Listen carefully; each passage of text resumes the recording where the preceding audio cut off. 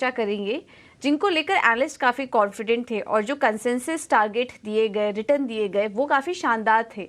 लेकिन इस पूरे साल वहाँ पर अच्छा प्रदर्शन देखने को नहीं मिला। तो उन स्टॉक्स को एक एक करके हाईलाइट करेंगे और अब वहाँ पर स्ट्रैटेजी क्या अपनाएं, इस पर हम आगे चर्चा करेंगे।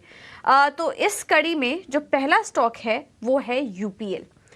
निफ्टी काउंटर है बड़ा, और जो कंसेंसस रिटर्न पोटेंशियल देखा गया था यूपीएल के लिए वो था 40% से ज़्यादा, 42% का रिटर्न एक्सपेक्टेड था इस स्टॉक में, यूपीएल में साल की शुरुआत में। लेकिन यूपीएल के स्टॉक में हमने देखा कि साल भर कुछ भी प्रदर्शन यहाँ पर नहीं देखने को मिला और उल्टा 20% की गिरावट यहाँ पर दर्ज हुई है। अब इसकी वजह भी काफ़ी सारी थी। कुछ ब्रोकरेज के हमने डाउनग्रेड भी देखे, डिमांड स्लगिश थी जिसके चलते कंपनी के पास प्राइसिंग पावर भी नहीं थी, तो एक प्राइसिंग प्रेशर भी था। और बढ़ती इन्वेंट्री, जो ग्लोबल स्तर पर इन्वेंट्री में बढ़त हुई है, उससे भी कहीं ना कहीं स्टॉक में दबाव बनाने का काम किया है। तो ये कुछ ग्लोबल फैक्टर्स ने स्टॉक की चाल को काफ़ी ज़्यादा इम्पैक्ट किया है। लेकिन अब क्योंकि कंपनी तो खराब नहीं है, तो सभी एक्सपर्ट्स ने एक मत राय भी दी है और हमारी लगातार यूपीएल पर काफ़ी सारे एनालिस्ट से चर्चा भी हुई है। तो इस वक्त मौजूदा स्तर पर कंपनी के वैल्यूएशंस कैसे नज़र आ रहे हैं? जो प्रदर्शन हमने 2023 में नहीं देखा, क्या वो 2024 में देखने को मिलेगा, ये हम समझने की कोशिश करेंगे। और अविनाश, सबसे पहले आपसे जानना चाहेंगे यूपीएल लिमिटेड, और हम दर्शकों को भी बता भी रहे थे इस पूरे साल, ये साल यूपीएल का तो नहीं था, बहुत ही कमजोर प्रदर्शन रहा, 20% टूटा ये स्टॉक। अब यहाँ से यूपीएल की चाल आप कैसी एक्सपेक्ट कर रहे हैं? फंडामेंटल लिहाज से भी देखें तो स्टॉक कैसा लग रहा है आपको? नहीं पूजा, पहली बात तो मुझे लग रहा है कि देखिए यूपीएल ने पिछले साल काफी लोगों को डिसअपॉइंट किया, लेकिन इसकी एक वजह थी कि पूरा एग्रो मार्केट अंडर परफॉर्म किया है। In fact not only UPL but आप सारे एग्रोकेमिकल कंपनीज को देखिए, जैसे रैलीज हो गया, सुमिटोमो हो गया, मेरे ख्याल से सारी कंपनीज को डोमेस्टिक मार्केट में प्रॉब्लम फेस करनी पड़ी क्योंकि इन्वेंट्री की बेसिकली ओवर सप्लाई हुई थी। और ये इन्वेंट्री करेक्ट होते होते कम से कम 2-3 क्वार्टर्स गए। और नॉर्मली क्या होता है कि एग्रोकेमिकल कंपनीज को जो पहला हाफ होता है अप्रैल टू सितंबर, वो उनका पीक सीजन होता है, तो वो सीजन निकल गया है। तो अभी अगले 6 महीने में कोई बड़ी ग्रोथ आपको FY24 में देखने को नहीं मिलेगी। तो हमारा मानना है कि अभी अगला सीजन जब आएगा, मेरे ख्याल से नेक्स्ट ईयर दैट इज 24 का, तभी मेरे ख्याल से इन्वेस्टर्स को यहाँ पे positions in advance built in करनी चाहिए कि ओवरऑल इंडस्ट्री का ग्रोथ अच्छा लग रहा है। ये इन्वेंट्री की जो प्रॉब्लम थी वो भी सॉर्ट आउट हो चुकी है। और 583 में अभी जो यूपीएल मिल रहा है, मेरे ख्याल से मैनेजमेंट के पास काफी अच्छे प्रोडक्ट्स है, इनकी ज्योग्राफिकल रीच भी अच्छी है, ओवरसीज मार्केट जैसे यूरोप, लैटिन अमेरिका में काम करते हैं। तो करीबन 700 रुपए का टारगेट प्राइस लेके इसमें एक छोटी पोजीशन आप बना सकते हो। अंडर वैल्यूड स्टॉक है और सबसे बड़ी बात, इसमें काफी अभी इंटरेस्ट नहीं है, तो वही पे एक अच्छा कारण हो सकता है कि यहाँ पे आपको एक अच्छे भाव पे अच्छा रिवॉर्ड मिलेगा क्योंकि एंट्री प्राइस आपके लिए अट्रैक्टिव है। तो हमारा मानना है 700 रुपए के लिए यहाँ पे पोजीशन ऐड करें करते हैं। और ये कंपनी है Aditya Birla fashion and retail. कमज़ोर margin, high balance sheet leverage का असर रहा स्टॉक में।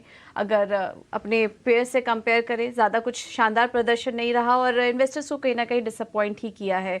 इस बीच एक और भी खबर आई थी, जब टीसीएनएस क्लोथिंग को भी एक्वायर करने की खबर आई, उस चीज़ को भी ज़्यादा कुछ इन्वेस्टर ने थम्स अप नहीं दिया, तो वहाँ उसका भी इम्पैक्ट हमने देखा आदित्य बिरला फैशन के स्टॉक में दिखा है।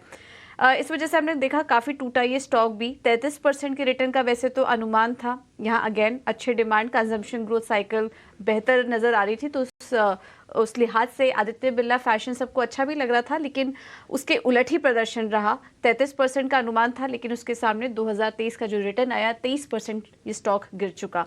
और क्योंकि यहाँ पर कमज़ोर नतीजे भी देखने को मिले। अविनाश जी, आपका क्या व्यू बन रहा है आदित्य बिरला फैशन पर? नहीं पूजा, मुझे लग रहा है कि देखिए ये स्टॉक ने काफी लोगों को डिसअपॉइंट किया है, लेकिन इस कंपनी का अगर हम प्रोडक्ट बुक के देखें तो आपने सही कहा कि टीसीएनएस क्लोथिंग के अलावा इन्होंने बहुत सारे ब्रांड्स खरीदे हैं और अभी एक सुपर कैटेगरी का रिटेलर बना है। मेरे ख्याल से देखिए ये इन्वेस्टमेंट फेज है और इन्वेस्टमेंट फेज में सामने से कंपनी को पैसा लगाना पड़ता है, उसके बाद रिटर्न आते हैं। मेरे ख्याल से अगले 12-15 महीने में मुझे लग रहा है कि 265-270 का एक टारगेट प्राइस हमको लग रहा है आ सकता है, क्योंकि बहुत अच्छे अट्रैक्टिव वैल्यूएशन पे 230, 225, 223 पे स्टॉक अभी चल रहा है। तो करीबन अगर किसी का नजरिया मीडियम टू लॉन्ग टर्म है तो ही निवेश करिए, क्योंकि रिटेल के बिजनेस में देखिए मार्जिन बहुत कम होते हैं, लेकिन वॉल्यूम ग्रोथ अपॉर्चुनिटी बहुत बड़ी है इंडिया में। अभी भी इंडिया में ऑर्गेनाइज रिटेल बहुत कम मात्रा में चलता है और जिस प्रकार से कंजम्पशन हो रहा है, लोगों के एस्पिरेशंस बढ़ रहे हैं, तो यहाँ पे डेफिनेटली कंपनी का लॉन्ग टर्म में जरूर फायदा होगा, लेकिन थोड़ा स्लो मूवर है, ये ध्यान में रखिए। तो हमारी तरफ से होल्ड है with target price of around 260 265 अगले 12 महीने। फाइनेंशियल स्पेस की बात करेंगे, सिटी यूनियन बैंक। यहाँ पर भी उम्मीद करके चल रहे थे कि 19% की तेजी आएगी स्टॉक में, लेकिन स्टॉक इस साल 16% टूट चुका। और एक तरफ हम देख रहे थे कि ये तो पूरा साल बैंकिंग और फाइनेंशियल स्पेस के लिए ही था, छोटे मझौले सरकारी बैंक सभी चल रहे थे, लेकिन सिटी यूनियन बैंक इसमें नहीं चल पाया। हालांकि नंबर्स अगर देखेंगे तो ठीक ठाक ही थे, लेकिन इनकी क्रेडिट लागत और मार्जिन को लेकर कुछ डाउट्स निकल कर आए थे। अविनाश जी, आप क्या कहेंगे सिटी यूनियन बैंक के प्रदर्शन पर?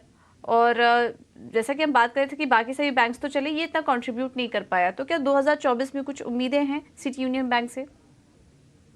बिल्कुल, देखिए मुझे लग रहा है कि अभी जो करंट प्राइस चल रहा है उसमें ज्यादातर सारे नेगेटिव्स प्राइस में फैक्टर्ड इन है। और देखिए ये बैंक बहुत पुराना बैंक है, बेसिकली साउथ में बहुत अच्छी तरह से बिजनेस करता है। इनका गोल्ड फाइनेंसिंग बुक देखिए या स्मॉल स्मॉल सेक्टर में एसएमई एमएसएमई का बुक देखिए तो बहुत अच्छी तरह से बढ़ रहा है।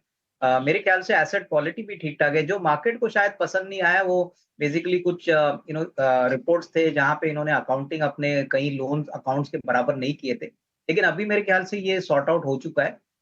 अगले साल होपफुली अगर क्रेडिट ग्रोथ डबल डिजिट में रहता है और gold finance SME MSME finance में ग्रोथ ये मेंटेन कर पाते हैं तो मेरे ख्याल से नंबर आने वाले साल में काफी अच्छे रहेंगे। देखिए प्रॉफिटेबिलिटी मार्केट के अनुमान के हिसाब से थोड़ी सी कम थी, लेकिन इतनी भी खराब नहीं थी कि शेयर में कोई अच्छी तेजी ना आए। तो अगले साल का टारगेट हमारा करीबन 175 180 है। ये बहुत ही सस्ता बैंक है, जिनको पैसा लगाना है और एक छोटा सा बेट लेना है, ये लेवल से मेरे ख्याल से खोने के लिए कुछ नहीं है, बट बढ़ेगा तो अच्छी तरह से बढ़ेगा। तो हमारा यहाँ पे नियर टर्म का टारगेट 180 है। ओके, तो जितना टूटना था टूट चुका है, अब यहाँ से बढ़ेगा ही, और अगले एक साल के लिए 180 का लक्ष्य दिखाई दे रहा है सिटी यूनियन बैंक पर। फार्मा और हेल्थ केयर स्पेस की तरफ, इंश्योरेंस सेक्टर की तरफ, और स्टार हेल्थ, इसकी भी अगर बात करें तो स्टॉक ने भी नेगेटिव रिटर्न दिया, काफ़ी ज़्यादा टूटा। अगर अपने पेयर से कंपेयर करेंगे तो करीब 13% की गिरावट 2023 में देखने को मिली है, और अनुमान जो था वो यहाँ पर भी अच्छी खासी ग्रोथ का था, 38% के रिटर्न का अनुमान था। और यहाँ पर भी वही केस नज़र आ रहा है कि इंडस्ट्रीज़ के बनस्पत अगर कंपनी की ग्रोथ की बात करेंगे तो काफ़ी धीमी ग्रोथ देखने को मिली है। आशीष जी, आपका क्या नज़रिया बन रहा है स्टार हेल्थ पर? माफ़ कीजिएगा, अविनाश जी।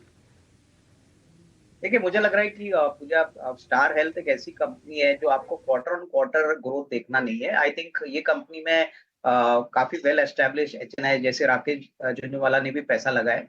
मेरे ख्याल से ये इनका जो मेडिक्लेम का जो प्रोडक्ट है वो बहुत ही स्केलेबल प्रोडक्ट है, बहुत ही पॉपुलर है।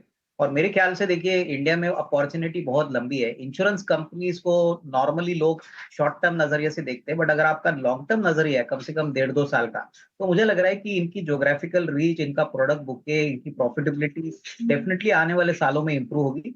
हालांकि देखिए डेफिनेटली पब्लिक इश्यू के बाद एक्सपेक्टेशन तो बहुत थी जो शायद कंपनी ने नहीं मेंटेन की, लेकिन करंट लेवल पे 525 523 पे ये स्टॉक बहुत अट्रैक्टिव लग रहा है। अगर आपका लंबा नजरिया है तो मुझे लगता है कि एटलीस्ट नियर टर्म में तो 600 रुपए का फेयर वैल्यू बनना चाहिए और यहाँ पे पोजीशन होल्ड करनी चाहिए। थोड़ा समय इसको आप दे दे तो अच्छा पैसा यहाँ पे जरूर बनेगा।